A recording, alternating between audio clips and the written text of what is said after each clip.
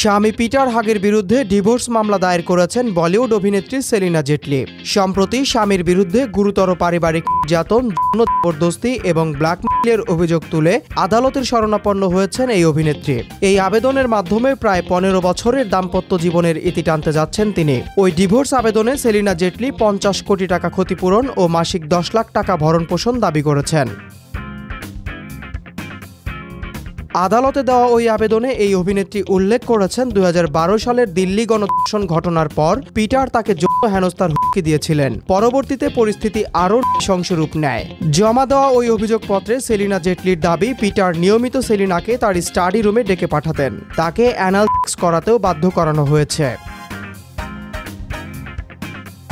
মামলার আবেদনে সেলিনা আরও অভিযোগ করেছেন, বছর ধরে চলা মানসিক, শারীরিক এবং যৌন নির্যাতন তাকে ভেঙে দিয়েছে। 2012 সালের দিল্লি গণধর্ষণ ঘটনাকে ঘিরে এক পর্যায়ে পিটার তাকে যৌন হেনস্থার হুমকি দিয়েছিলেন।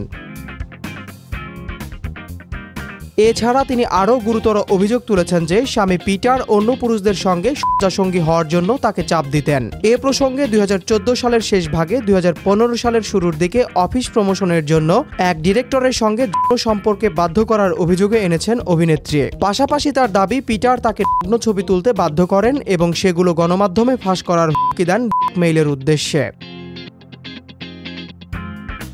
অভিযোগ আছে, সন্তানদের সামনেও অকারণে গালাগাল ও মা ছেলেকে আলাদা করার পরিকল্পনা করতেন পিটার। এমনকি সেলিনার সব ডেবিট ক্রেডিট কার্ডও নিজের নিয়ন্ত্রণে রেখেছিলেন তিনি। টানা নির্যাতন অসহ্য হয়ে আদালতের দ্বারস্থ হয়েছেন এই অভিনেত্রী। আদালত পিটারকে আগামী মাসে হাজিরার নির্দেশ দিয়েছে।